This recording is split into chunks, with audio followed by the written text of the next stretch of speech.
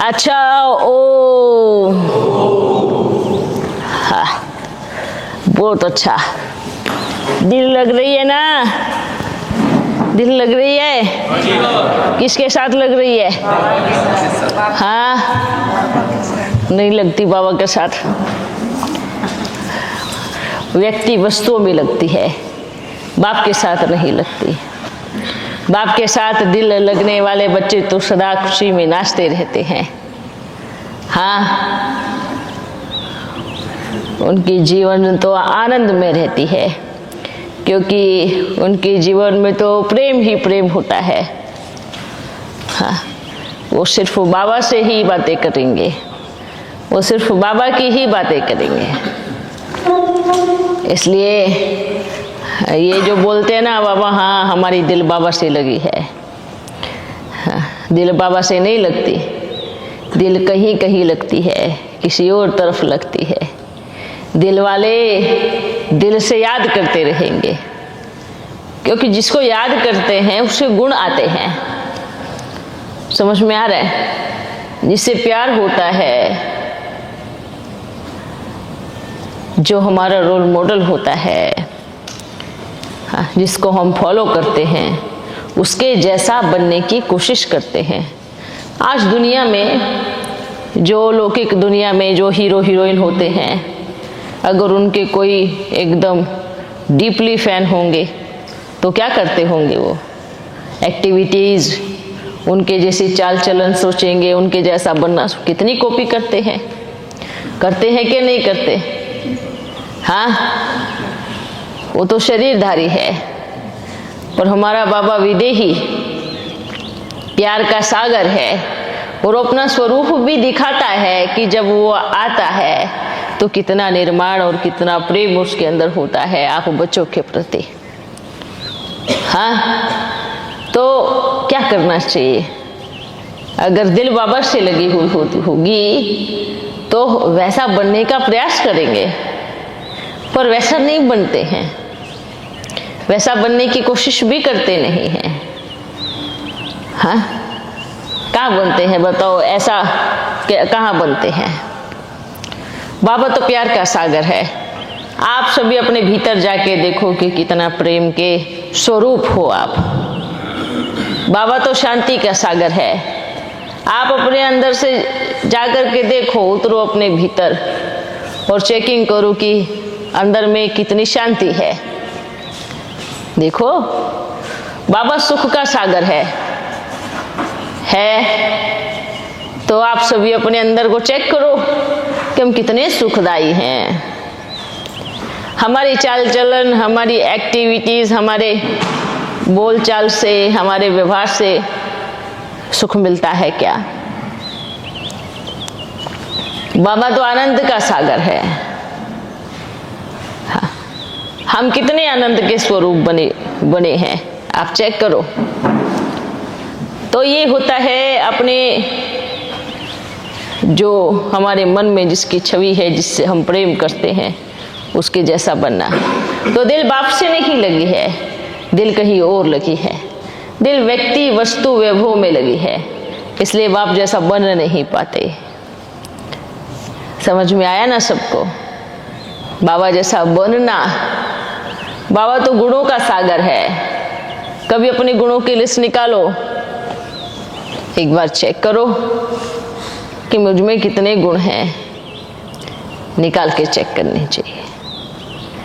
तो दिल लगी है, हम ये नहीं कहेंगे बिल्कुल नहीं लगी, परसेंटेज में लगी है, पर बाबा के जैसा बनने का प्रयास नहीं करते। हाँ, हम हैं, बस आए हैं, समर्पित हैं, ऐसा नहीं होना चाहिए। जिसके लिए आए हैं उसकी याद में तो मग्न होना चाहिए ना।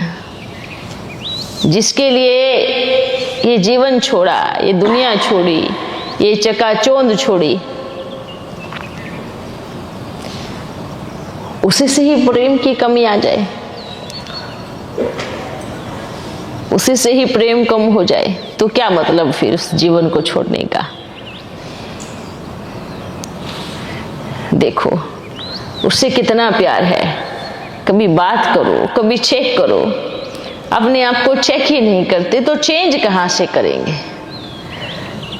समझ में आ रहा है? चेकिंग ही चेंज करने का आधार है। आप बैठ चेकिंग ही नहीं करोगे, अपने आप को आप ही मियाँ मिट्ठू बने घूमते रहोगे। मैं बहुत अच्छा हूँ, मैं बहुत, ये क्या है? मियाँ मिट्ठू का मतलब क्या है? आप ही खुद की तारीफ करना, आप ही अपने आप को मैं ऐसा हूँ या मैं ऐसी हूँ या मैं महान हूँ या मैं ये हूँ मैं वो हूँ। नहीं ना, मैं जो हूँ जैसी हूँ मेरे बाबा ने बनाया है। मुझे बाबा ने बनाया है। मैं क्या हूँ, कैसी हूँ, जितने भी गुण हैं मेरे बाबा की वजह से है। आप चेक तो करो कि हम पहले कैसे थे और आज कैसे है। पहले और आज में हमारे में कितना परिवर्तन आया है। किसकी वजह से आया है? बाबा की वजह से आया है। कोई भी गुण आए हैं तो किसकी वजह से आए हैं? बाबा हमारा रोल मॉडल है ना। हाँ, तो ये मैं के गीत गाना हम बंद करें, बाबा बाबा के गीत गाए तो उद्धार होगा और कल्याण होगा, और आपसे भी अनेकों आत्माओं का कल्याण होगा। हाँ, क्योंकि मैं कौन करता है बताओ? हाँ, बकरी करती है, बकरा करता है, और जो देवीमान में पूरे होते हैं। बाबा को बीच में क्यों नहीं लेके आते? क्यों नहीं लेके आते? बाबा कहाँ चला जाता है जब हम कहते हैं मैं? हाँ, बाबा कहाँ चला जाता है? कहाँ भूल जाते हो बाबा को? अरे हम आत्मा ही उसी के बच्चे हैं। सर्व समर्पण का मतलब क्या है? सर्व समर्पण का मतलब ये नहीं है आपने घर छोड़ा, परिवार छोड़ा, ये छोड़ा, वो छोड़ा, उसको सर्व समर्पण नहीं कहते हैं। वो तो एक बाहरी चीज है। समर्पण का अर्थ है कि जो मैं करते हैं ना, इसको भी समर्पण करना। नहीं हूं मैं कुछ उसके बिना, क्या है मेरा अस्तित्व उसके बिना? मुझे बनाने वाला वो है। हाँ, भले कोई कितनी भी महान आत्मा हो, अधीन तो प्रकृति की ही है ना। हाँ, है ना। परमात्मा भी सोचो, परम पिता परमात्मा भी हम बच्चों से मिलने के लिए किसका आधार लेता है? प्रकृति का आधार लेता है। बनाया उसने है। अब क्योंकि, और वो भी क्यों लेगा आधार? कारण क्या है? क्योंकि उन्होंने आपको ऐसा बनाया तो आपसे कांटेक्ट करने के लिए, क्योंकि बच्चे रास्ता भूल गए हैं तो रास्ता दिखाने के लिए बाप प्रकृति का आधार लेकर के आता है। हाँ, इसलिए बोलते हैं हाँ, परमात्मा और प्रकृति दोनों माता पिता है। हाँ, तो इसलिए हम कौन है? उनके बच्चे हैं। तो हमें अपने पिता को और प्रकृति का अंतरात्मा से कितना धन्यवाद करना चाहिए। अपने परम पिता को कितना धन्यवाद करना चाहिए कि मैं आत्मा परम पिता परमात्मा की बच्चा हूँ। ये शरीर मेरा एक वस्त्र है, घर है। ना बिना आत्मा तन काम का, ना बिना तन के आत्मा काम। जब तक दोनों जुड़ेंगे नहीं तब तक बाबा को भी याद नहीं कर पाएंगे। तो इसलिए अगर हम मैं करते, अगर आप सदैव रह सकते हो तो मैं करो, लेकिन ये शरीर तो मिटने वाला है ना। कभी मैं आत्मा का समान स्वरूप में याद करो कि मैं आत्मा, उस स्थिति में टिक करके याद करो तो देहाभिमान नहीं आएगा।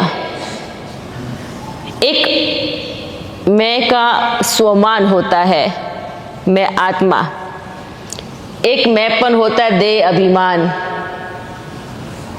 आप सभी बोलते हैं हम इतना समझदार है, या हम इतने क्वालिफाइड हैं, या इतने डिग्री वाले हैं। आप हमें ये बताओ कि ये आप परमानेंटली हो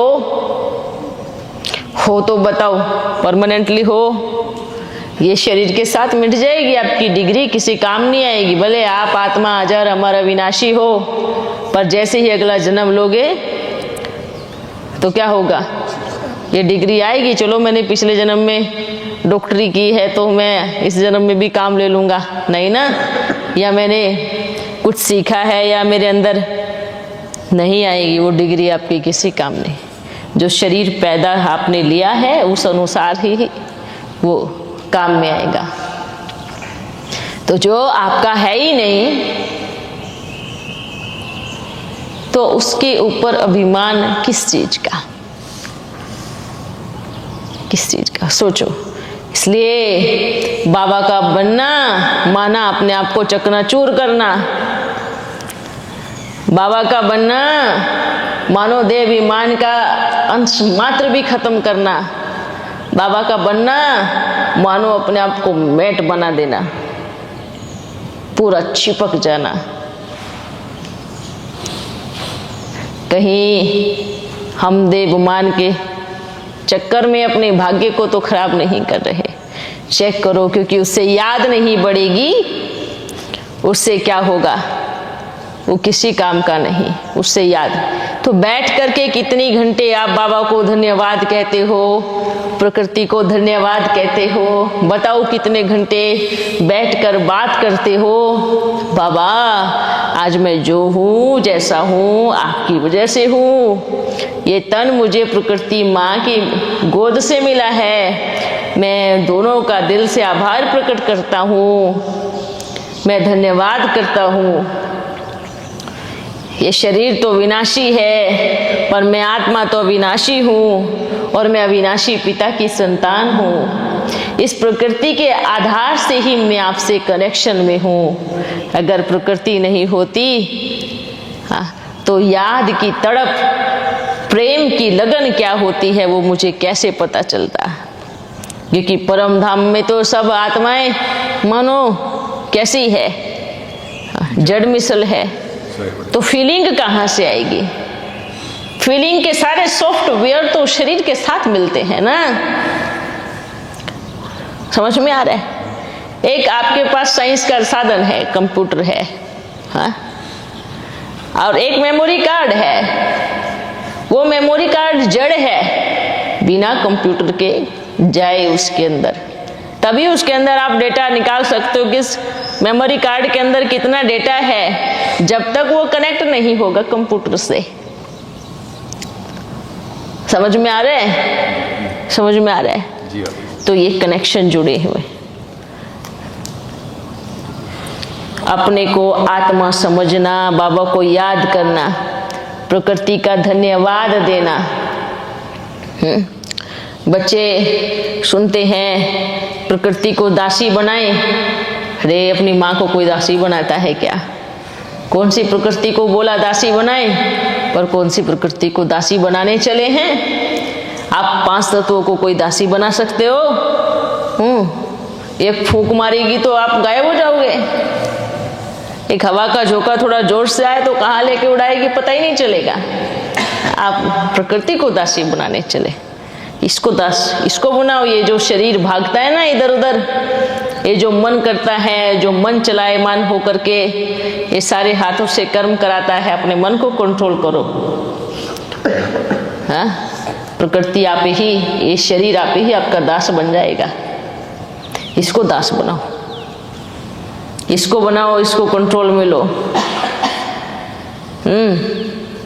कि इन आँखों से कुछ व्यर्थ नहीं देखना, वाणी से कुछ व्यर्थ नहीं बोलना, हाथों से कोई गलत कर्म नहीं करना, पाँव हमारे सदा बाप के पास ही आए। हाँ, मन में कोई लालच, लोभ, ये सब चीज़ ना हुए, क्योंकि जैसे मन में आती है तो हाथों से कर्म होते हैं ना। तो सोचो किसको दास बनाना है? इसको दास बनाना है। हाँ, कहीं सोचो मैं हवा पानी आकाश धरती को दास बनाऊं, उसको दास नहीं बना सकते। बना सकते हो क्या? जाओ समुद्र के पास, बोलो आप मेरे दास हो, एक लहर में उड़ा के ले जाएगा आपको। फिर देखो कौन किसका दास है। ऐसा है, ऐसा ही दास किसको बनाना। ये शरीर होना चाहिए, पर ज्ञान को उल्टा समझकर बच्चे क्या हो गए।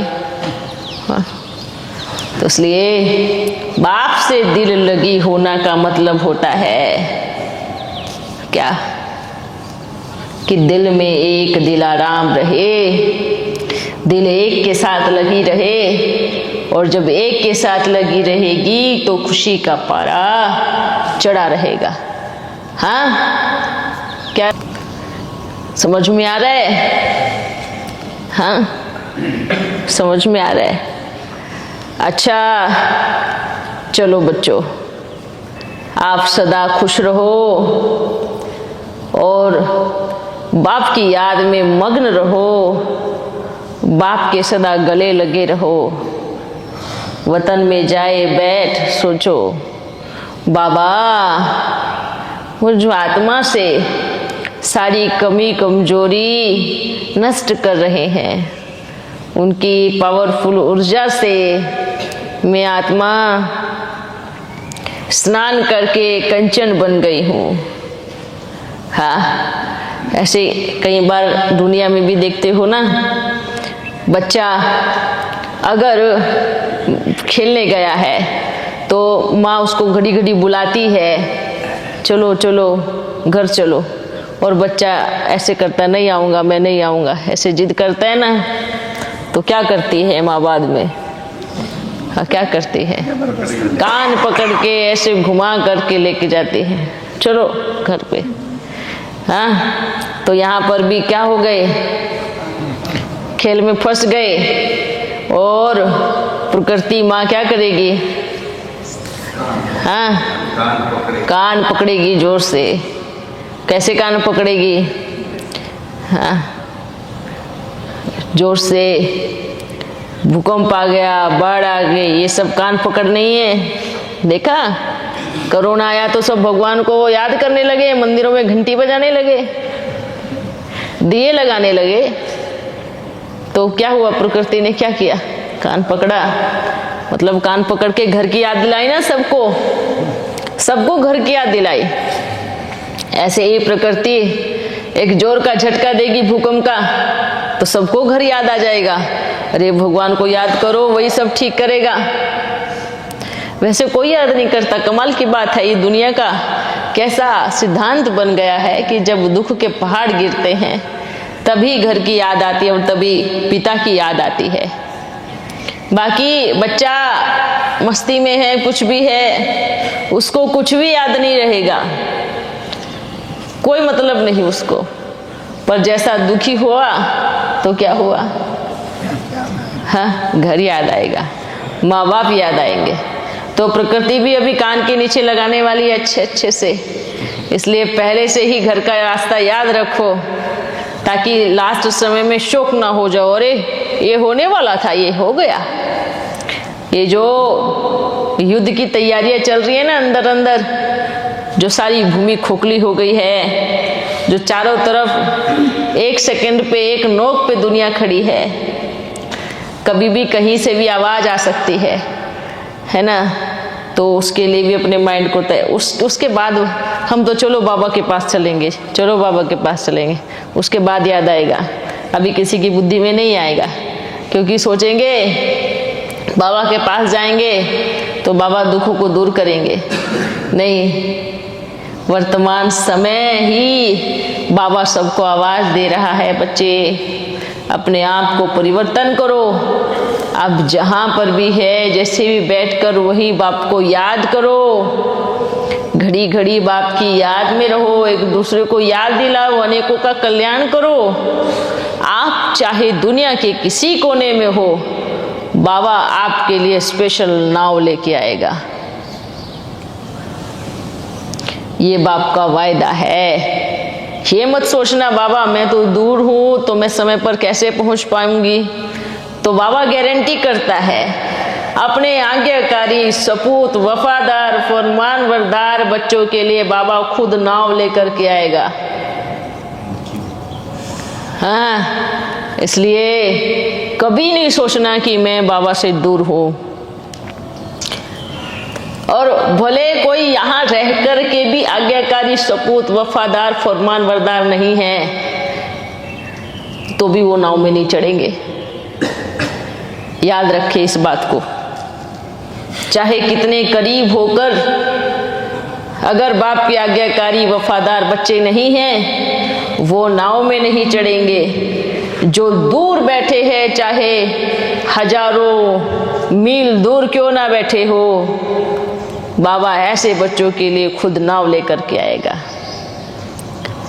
तो इसलिए घड़ी घड़ी कहते हैं, आप यहाँ हो तो आपके पास डबल चांस है, आपको डबल लिफ्ट मिली है। तो आप बच्चों को तो कितना तेजी से दौड़ना चाहिए, कितना तेजी से पुरुषार्थ करना चाहिए। आज समय है, कल नहीं होगा।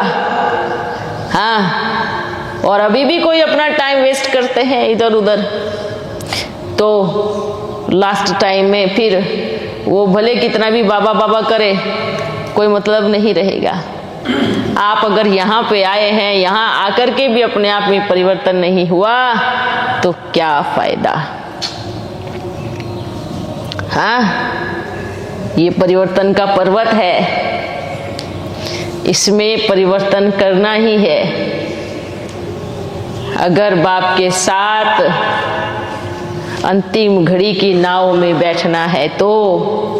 पर कई बच्चों को तो ये लगता है कि मैं बहुत तीव्र पुरुषार्थी हूँ, मुझे परिवर्तन करने की जरूरत नहीं है, सामने वाले को परिवर्तन करने की जरूरत है। तो हम उनके लिए कहते हैं कि सबसे ज्यादा आपको परिवर्तन करने की जरूरत है, जो ये सोचते हैं कि मुझे परिवर्तन नहीं करना, जो सोचते हैं कि मैं एकदम करेक्ट हूँ, जो सोचते हैं कि मैं संपूर्ण बन गया हूँ। आपको हम कहते हैं कि आपको बहुत ज्यादा परिवर्तन करने की जरूरत है। अरे क्या परिवर्तन करना है? दिल देखो, बाबा का दिल कितना बड़ा है, और उसके दिल में रहने वाले हम क्या छोटे छोटे नमूने रहेंगे। हाँ, हमारी भी दिल कैसी होनी चाहिए, कैसी होनी चाहिए? क्या चूहे मुआफिक होनी चाहिए? हाँ नहीं, विशाल दिल होनी चाहिए। क्या ऐसी दिल है? हाँ, ऐसी दिल है, सोच के देखो। हम कुछ नहीं कहूँगा, हर एक बच्चा अपनी अपनी चेकिंग करो। हाँ, समझ में आ रहा है? हर कोई अपनी अपनी चेकिंग करो। जिस दिल को भगवान ने चुना हो, दिल सिकुड़ी हुई हो ऐसा, तो क्या मतलब है ना? सिकुड़ी हुई दिल कैसी रहती है और बड़ी दिल कैसी रहती है। ठीक है, इस स्थान पर ये पर्वत है, ये वही गोवर्धन पर्वत है जो भक्ति मार्ग में गायन है। आपने देखा ना, भक्ति मार्ग में क्या दिखाते थे? हाँ, कि गोवर्धन पर्वत को उठाया और सब गांव वाले उस पर्वत के नीचे आए। कोई लाठी लगाया, किसने हाथ लगाया, किसने, और सोचते हैं कि हमारी वजह से ये चल रहा है, ये पर्वत उठा हुआ है। नहीं, इस पर्वत को उठाने वाला कौन है? एक है, एक शिव बाबा है इस पर्वत को उठाने वाला, और हम सभी उसके सहयोगी हैं।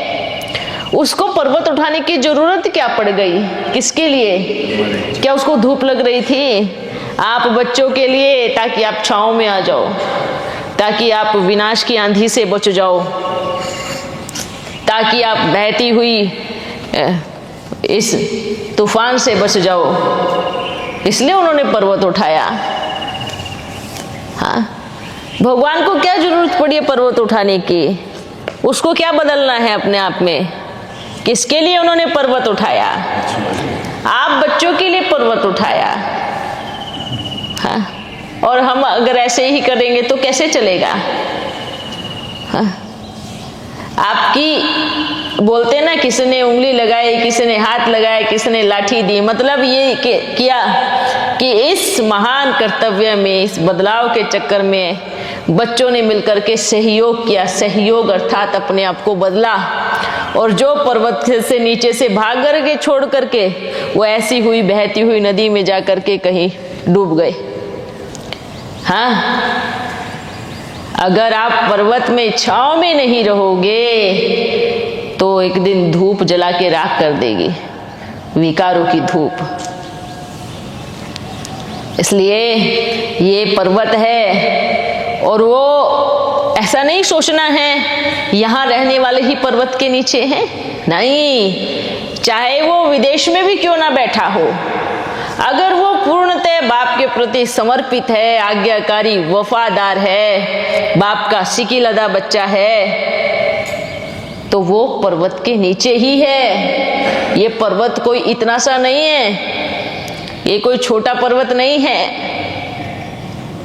ये पर्वत एक ऊर्जा बन चुका है पूरी सृष्टि में, जो कि बाप ने उठाया है। और जो श्रीमत पर चलते हैं, मानो चाहे वो भारत के या दुनिया के किसी भी कोने में बैठे हो, वो पर्वत के नीचे ही बाप दादा के सहयोगी हैं, चाहे वो ज्ञान मार्ग में हो और चाहे वो भक्ति मार्ग में हो। ऐसा नहीं है कि भक्ति मार्ग वाले अच्छे बच्चे, रे वो तो ज्ञान वालों से भी ऊंची भावना वाले हैं।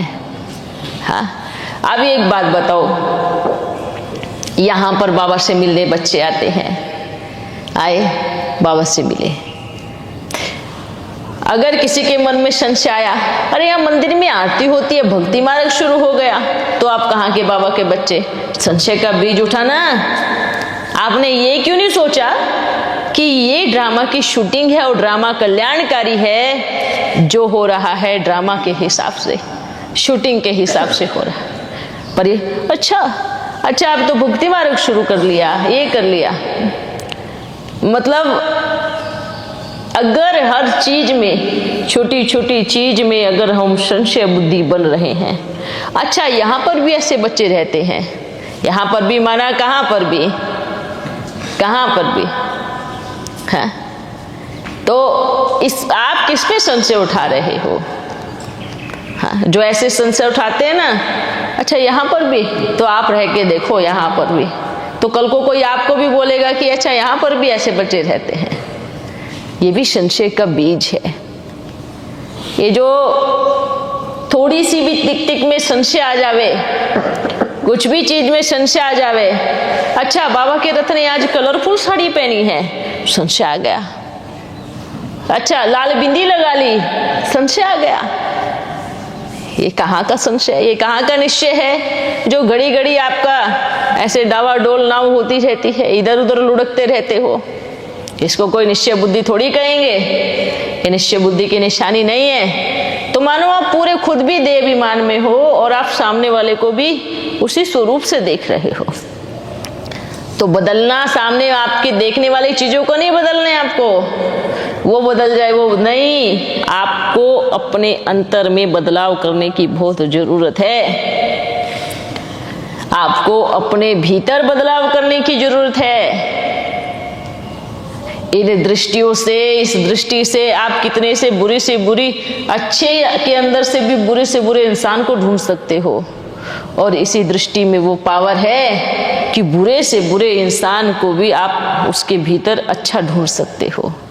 इसलिए तो भक्ति मार्ग में क्या गायन है, मीरा क्या कहती थी, जिधर देखूं तू ही तू। क्यों कहा उसने? क्योंकि उनकी आंखों में बस गया था। हाँ, जिधर देखूं तू ही तू का मतलब क्या है? ऐसा नहीं था कि हर जगह गिरधर गोपाल दिख रहा है, नहीं, उनकी आंखों में वही चश्मा चढ़ गया जो वो देखती रही, जिधर देखूं तू ही तू। हाँ, अब ऐसे ही अगर कोई देह विमान में आए या कुछ भी करे तो उसको भी हर जगह बुराई नजर आएगी। तो अपनी आंखों पे आप चश्मा कौन सा लगाए हो? कमियों को देखने का, बुराइयों को देखने का। अगर ये चश्मा लगाए हो तो क्या करो? उसको उतार के एक निश्चय का चश्मा लगाओ। ड्रामा कल्याणकारी है। ड्रामा का रचयिता कौन है? हाँ, बस वो देखना है। जो बीत गया वो ड्रामा, मानो वहां एक काम बिगड़ रहा है, आपके पहुंचते पहुंचते वो बिगड़ गया, ठीक है, आप वहां गए, वो हो गया। आप अब क्या करोगे? आप चिल्लाओगे, गुस्सा करोगे या क्या करोगे? अब आपके पास ऑप्शन क्या है? वो बिगड़ चुका है, अभी आपको क्या करना है? सबसे पहले ड्रामा और उसके बाद उसका समाधान देना है कि अब इसको कैसे ठीक किया जाए। दिमाग उसमें नहीं लगाना है कैसे बिगड़ा, क्यों बिगड़ा, किस लिए बिगड़ा, आप एनर्जी क्यों लगा रहे हो उसमें एनर्जी वेस्ट नहीं करना है। किसमें लगानी है अभी? अब इसको ठीक कैसे करें, तो आपकी एनर्जी भी सेफ होगी और सामने वाले को शिक्षा भी मिलेगी और आप महान भी बनेंगे। आगे के लिए शिक्षा भी है आप ही, क्योंकि आपने अपनी एनर्जी को ठीक करने में लगाया तो सामने वाला सीख गया ना किसको ठीक कैसे करते हैं। तो अपने आप को देखना है कि बिगड़े हुए काम पर चिल्लाने से कुछ नहीं होगा। अब आपकी खुद की एनर्जी को उसको ठीक करने में लगा देना है कि आप कितने जल्दी से उसको ठीक कर सकते हैं। इसलिए अगर दिल में बाप होगा ना तो बड़े से बिगड़े हुए काम भी क्या हो जाएंगे? ठीक हो जाएंगे। और अगर ठीक नहीं हुए तो सोचो ड्रामा ये करेक्ट ही है। ये मत सोचो कि आपकी दृष्टि से बिगड़ा हुआ है, पर लेकिन अगर वो ठीक नहीं हो रहा है तो वो ड्रामा है। कोई बात नहीं, आगे चल के ठीक होगा, ठीक है। और हमें किसी को भी उल्टा पुल्टा ज्ञान सुनाए, एक दो की बुद्धि को खराब नहीं करना है। कमाल की बात है, एक बच्चा कुछ भी उल्टी पुल्टी बातें सुनाए 10 बच्चों की बुद्धि खराब कर सकते हैं। और बाबा घंटों घंटों बैठकर इतना सुना के जाते हैं तब बुद्धि सुधरती नहीं है। मतलब तो बाबा से ज्यादा ताकत तो किसमें है? एक उस बच्चे में जो वाणी का तीर मारा और 20 लोग घायल हो गए। हाँ, और बाबा इतने ज्ञान के तीर मारता है, उस पे कोई घायल नहीं होता। कहाँ घायल होना है? उससे तो ऐसे बचेंगे कहीं कोई तीर ना लग जाए, बस बाबा जो तीर मार रहे हैं उससे बचते रहेंगे। पर कोई मनुष्य आत्मा आ करके कोई व्यर्थ का तीर चलाए तो एक दूसरे को घायल कर देंगे। ज्ञान को सीधा सुनाओ। हर चीज में ये सोचो जो होगा ड्रामा कल्याणकारी। बाबा आप हो ना, मुझे क्या चिंता करनी है? हाँ, आप समझ में आ रहा है? मानो बिल्डिंग बनाने वाले को पता है ना कि कितना सरिया डालना है, हाँ, या कितना सीमेंट डालना है या कितनी बजरी डालनी है, उसको पता है ना। कोई आकर के बाहर से नहीं ये घर ऐसे नहीं बनेगा, ऐसे बनेगा। अरे आपको बिल्डिंग का ABCD मालूम नहीं है और आपको अपनी सलाह दे रहे हो कि ऐसे नहीं ऐसे होगा। इस संसार में सत्युग कैसे आएगा वो किसको पता है? बाबा को पता है। श्री कृष्ण पैदा कैसे होगा वो किसको पता है? तो आप अपना दिमाग काहे लगा रहे हो? हाँ, आप अपना दिमाग क्यों लगा रहे हो? पैदा कैसे होगा उसको पता है कि कैसे होगा, वो जानता है कैसे होगा, उसको मालूम है ना। तो आप क्यों बुद्धि लगा रहे हो? आप अपना काम छोड़कर दूसरे के काम को बोल रहे हो। नहीं ये बिल्डिंग, ये पिलर यहाँ नहीं आना चाहिए, यहाँ ना, यहीं आएगा ये पिलर, और दूसरी जगह ही नहीं है पिलर आने की। इसका मतलब क्या है? वो भगवान है, पिलर कहीं से भी निकाल सकता है। हाँ, इसलिए अपनी व्यर्थ की चिंतन को छोड़ो और चिंता करो अभी कि कहीं मैं पीछे ना रह जाऊं। मेरा भाग्य बनना है, समय आ गया है, कहीं मेरी याद में कमी ना रह जाए, कहीं मैं बाबा के दिल से दूर ना हो जाऊं। बाबा मेरे को सदा अपने दिल में बिठाए रखना। ऐसे ये फिक्र होनी चाहिए, ये चिंतन अंदर में चलना चाहिए कि मैं बाबा जितना हो सके मुझे अपनी गोद में बिठा के रखना। अब वो क्या होगा, कैसे कृष्ण आएगा, कैसे स्वर्ग बनेगा, वो आप नहीं सोचो। जैसे फॉर एग्जाम्पल कोई कुछ भी कर्म करता है या कोई घर बना रहा है, तो घर बनाने वाले को मालूम है ना कि उस चीज को कहाँ करना है। आप बच्चे स्वर्ग बनाने में बाबा के सहयोगी हो, तो आप बाबा जिस तरीके से बोलता है आप बच्चों को उस तरीके से करना है।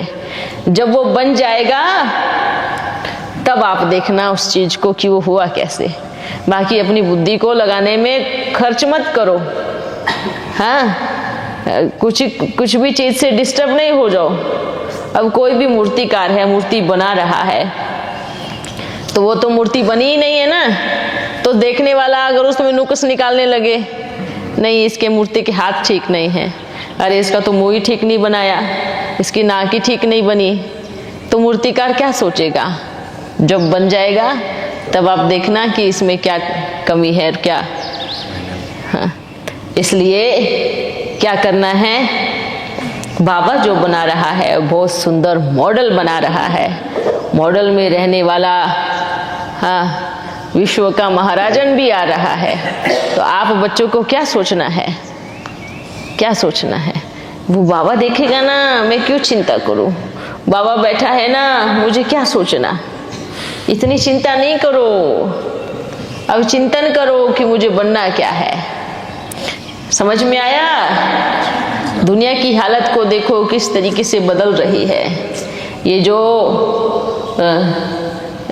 सबका जो बोलते हैं ना, आज देखो, आज से 50 बरस पहले किसी के बाल नहीं झड़ते थे, सच बता रहा हूं।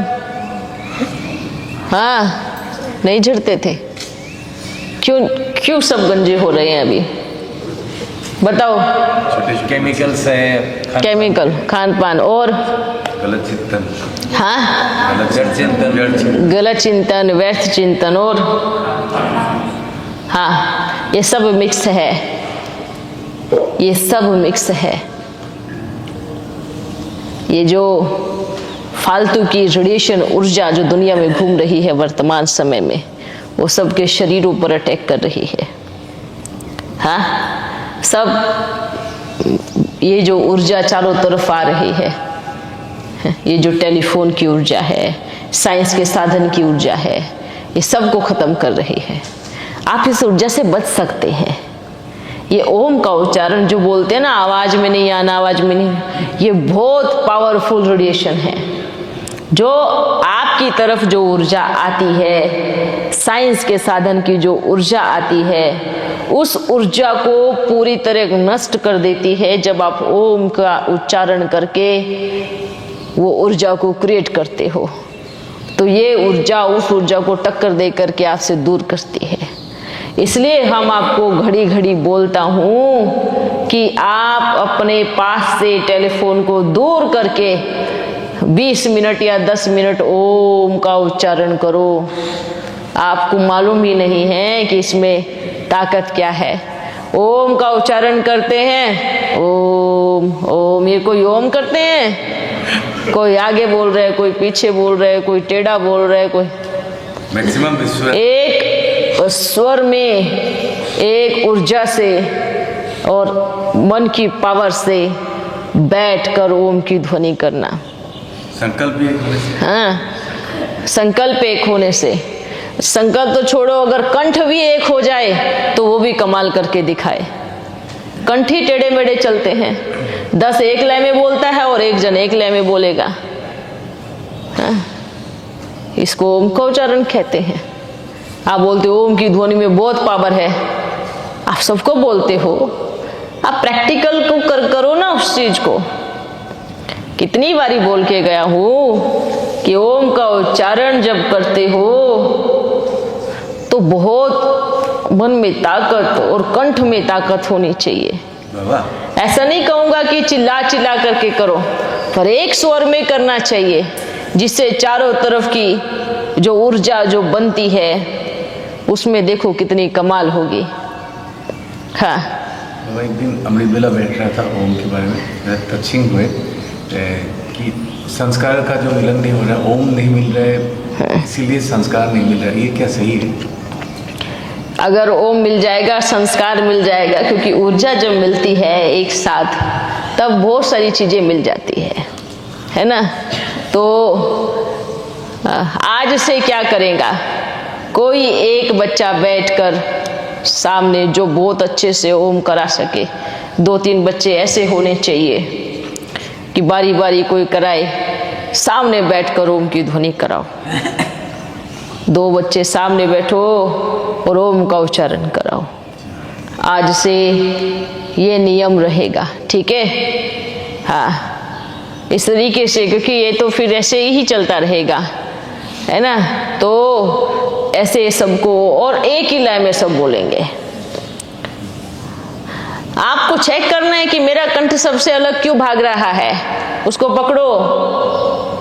हाँ, सबसे अलग, अगर 10 लोगों का कंठ एक आवाज में चल रहा है तो उस 2 या 3 हो, उनको भी मिला करके चलना है 10 के साथ में। ऐसा नहीं है कि वो 10 एक के पीछे नहीं, उनको एक लय से बोलना है, ठीक है। ये चीज हमने बच्चों में देखी है, कोई किधर दौड़ रहा है, कोई किधर दौड़ रहा है। आप कराओ बारी बारी से सब कराओ, ठीक है। अच्छा, और सब ठीक है ना? हाँ।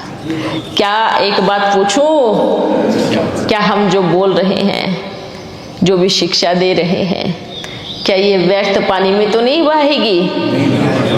हाँ, क्या ये अंदर आएगी?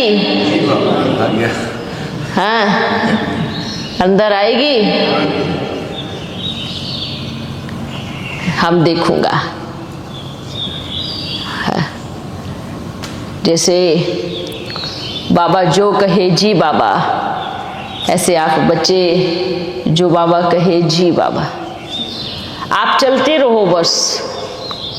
सोचो नहीं कि क्या गलत है क्या सही, बाबा ने जो बोला ना वो श्रीमत है। ये नहीं सोचो कि कल्याण होगा या कल्याण होगा, ये भी नहीं सोचना ही नहीं है आपको। आप मानो बस रूहानी मिलिट्री के जवान हो, जैसे वहां पर एक ही आवाज में सब होते हैं ना। आप ये सोचो, जैसे बाबा कहे, जिस तरीके से बाबा चलाए, एक झटके से वो चीज को एक्सेप्ट करना है। अब ये नहीं सोचना है क्या होगा क्या नहीं, जो भी होगा उसका जिम्मेवार बाबा बैठा है। बाबा प्रश्नचित नहीं, प्रसन्नचित होकर। हाँ, देखो, एक प्रश्न होता है जानने की इच्छा से, 2 प्रश्न होते हैं। एक होता है कि मुझे इस चीज की नॉलेज मिले, नॉलेज के आधार से पूछना। एक होता है संशय के आधार से पूछना। दोनों में बहुत फर्क होता है, समझ में आना चाहिए कि एक होता है नॉलेज हो, मुझे जानने को मिले, या 10 बच्चों ने एक सवाल पूछा है, 10 में से 5 संशय के आधार से पूछ रहे हैं और 5 जिज्ञासा के आधार से पूछने। एक वो अलग होता है पूछना। हाँ, और एक होता है चालाकी से पूछना, देखता हूँ बाबा को इसके बारे में पता है क्या। ऐसे भी बच्चे है ना, हाँ बिल्कुल, ऐसे भी हमारे बीच में बच्चे बहुत आए हैं, मिले भी हैं और मिलते भी हैं। देखता हूँ बाबा को इस बारे में ज्ञान है क्या। अरे बुद्धू, आपको समझ में नहीं है अभी, है ना। जिस दिन बैठेंगे तो उस दिन सब ज्ञान भी बाहर आ जाएगा। तो एक ये बच्चे होते हैं, और एक होते हैं इन सबसे भी पार जा करके जो खुशी में नाचते हैं। इन तीनों चीजों से भी पार जाकर उनको बोलते हैं प्रसन्न चित्त, वाह, हर चीज में खुशी है। जो मिलना था वो मिल गया, अब क्या चाहिए। हाँ, जो पाना था वो पा लिया, अब क्या क्या इच्छा रही। अब तो वो मेरा बन गया, इस बात की खुशी ही काफी है। वो होते हैं प्रसन्न चित्त बच्चे, जिनका कोई एकदम खुशी में, आनंद में बच्चे, जिनको किसी चीज का कोई संशय नहीं, कोई कुछ नहीं जानना, बस एक मिल गया, एक को जान लिया, सब कुछ जान लिया। तो इसलिए ये जो प्रश्न है होने, कभी कभी जैसे अभी बाबा ने क्या कहा, अरे जिस दिन मेरे सामने ऐसे बच्चे बैठे होंगे, हाँ, उस दिन बाबा नहीं बोलेगा, वो बच्चे अंदर हाथ डाल करके आप ही बुलवा देंगे। ऐसे बाबा के सामने जो बच्चे होते हैं ना, तो कि जिसके अंदर एकदम प्रेम में झूमने वाले, जिनके अंदर कोई संशय नहीं, जिनके कोई प्रश्न नहीं, बाबा भी उन्हीं को ही सारे राज खोलते हैं। कमाल का बाबा है, जिनको कुछ चाहिए नहीं उनको सब कुछ देता है। हाँ, जिनकी कोई इच्छा नहीं उनकी सब इच्छा पूरी करता है। ये बाबा है। जिनको ज्ञान के अंदर भी उनको कुछ चाहिए नहीं, जो सिर्फ प्रेमी है, उनके ऊपर ज्ञान की वर्षा करता है। हैं, और जो इच्छा लालसा, जो उनको कुछ नहीं बोलता, हाँ ठीक हो, खुश हो, सदा खुश रहो, बस ओम नमः शिवाय, बाय बाय। हाँ, पर जिनकी कोई इच्छा नहीं उनकी सारी इच्छाएं पूरी होती है। जिनकी कोई कामना नहीं उनकी सर्व मनोकामनाएं पूरी होती हैं। हाँ, क्योंकि बाबा को मालूम है कि अभी इसको क्या देना है। इसलिए जब गुरुकुल पहले थे ना, तो जब तक शिष्य पूरी तरह से नहीं हो जाता था, तब तक गुरु उसको राज विद्या नहीं देते थे। पहले उसको पूरा ये साफ कराते थे, या सारा दिन पत्ते चुगाते रहते थे, सब पत्ते चुगो, कुछ चीजें करवाते थे उनको। फिर देखते थे, हाँ अब ये योग्य है ना, अब इसकी कोई इच्छा नहीं है, तब उसको बैठ करके वो राज विद्या सिखाते थे। इसलिए हमारा जो बाप है ना, आप लगे रहो निस्वार्थ भाव से उसकी सेवा में, सारी इच्छाओं को त्याग दो, कोई इच्छा नहीं होनी चाहिए। वो आप ही जो आपको चाहिए, जो आप बनने वाले हो, अपने आप ही आपको ऊपर उठाएगा। इसलिए घड़ी घड़ी बाबा क्या बोलते हैं, क्या बोलते हैं मालूम है? इच्छा कभी अच्छा नहीं बनने देगी। क्यों बोलते हैं? इच्छा कभी अच्छा नहीं बनने देगी। कोई भी इच्छा, मुझे ये चाहिए, मुझे ऐसा चाहिए, मुझे नहीं, जो भी बाबा के घर से मिलता है या जो भी होता है, अगर उसमें जी करके चलेंगे तो सारी इच्छाएं नष्ट हो जाएगी। ये मत सोचा कि मैं पहले तो बहुत अच्छा रहता था, मैं पहले तो ऐसे रहता था बाबा के घर में। अरे आपने देखा होगा ना, जब वो मंदिर में भक्त दर्शन करने जाते हैं, क्या होता है मालूम है? बेचारे कितने पैसे लेके जाते हैं, तो जाते जाते कोई फूल पत्ती वाले मिल जाते हैं, कोई माला वाले मिल जाते हैं, कोई चुनरी वाले मिल जाते हैं, तो वहीं पॉकेट खाली हो जाती है। मंदिर में जाते जाते लास्ट में तो फिर सब कुछ जमा करवा लेते हैं, भाई अपना सब कुछ जमा कर दो, फिर ही आप मंदिर के अंदर जाते हो। समझ में आया क्या? बाबा के एक जड़ मूर्ति भी आपकी पॉकेट खाली करा लेती है। अपने पास जाते जाते मंदिर के अंदर में एंट्री करते करते आपका सब कुछ खाली, पर्स बैग सब जमा कर दो। कोई तो मंदिर ऐसे हैं कि जो कपड़े भी उतरवा देते हैं कि आप मंदिर में कपड़े उतार के ही जाओ, कुछ नहीं जाना चाहिए, एक वस्त्र में आओ। हाँ, तो ये देखो ना, मतलब जड़ मूर्तियों में भी वो है कि भगवान के अगर घर में जा रहे हैं तो खाली हाथ जाना है। तो ये तो चैतन्य में आया है, तो आप भरतू कैसे जा सकते हो? कर्म के अनुसार भरतू जा सकते हो, खाली हाथ ही रहना है। ठीक है? समझ में आ रहा है ना? इसलिए सारी इच्छाओं को त्याग दो। जिन्होंने इच्छाओं को अभी तक नहीं त्यागा है वो अभी भी बाबा से मिले नहीं हैं। याद रखना, आप भले मिलन कर रहे हो, बाबा आ रहे हैं, मिल रहे हैं, पर आपका मिलन नहीं हुआ है। अभी तक आप बाहर मंदिर में लाइन में ही खड़े हो, जिनके अंदर अभी भी इच्छाएं और ये सारी चीजें हैं, अभी भी मंदिर के बाहर ही खड़े हो। जब तक खाली नहीं होंगे उस दिन होगा असली मिलन आपका।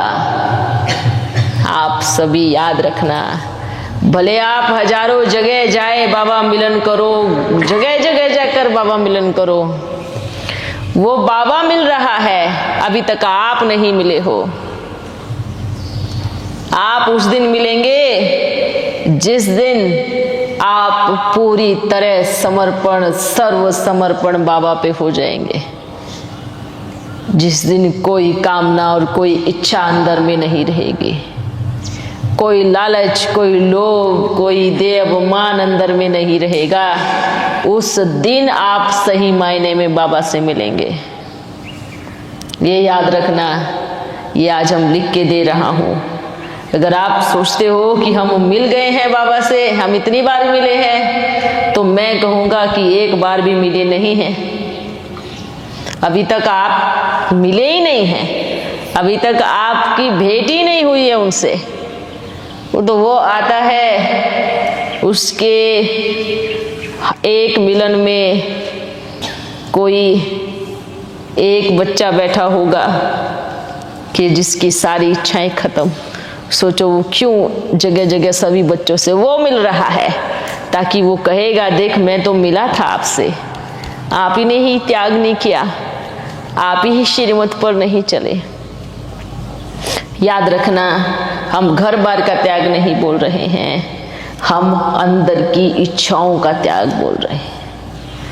ये जो अंदर में हर छोटी छोटी चीज में इच्छाएं, जा ये होना चाहिए, ऐसे होना चाहिए, ये इच्छा अगर पूरी नहीं हुई तो दूसरे तरीके से उसको पूरी करने का प्रयास करेंगे। हाँ, वहां से पूरी नहीं हुई तो दूसरे और के पीछे भागेंगे उसको पूरी करने के लिए। हाँ, ये इच्छाएं जो बेचैन करके रखती है, ये इच्छाएं। आप कर्म करो, कर्म करो, जो हुआ वो भी ठीक है, जो नहीं हुआ वो भी ठीक है। इससे इच्छाओं से परे उठ जाओ और फिर देखो कि बाबा क्या कमाल करता है। हाँ, समझ में आ रहा है? ऊपर से तो नहीं जा रहा ना ऊपर से। अच्छा, और बताओ, सभी ठीक है ना? खुश हैं?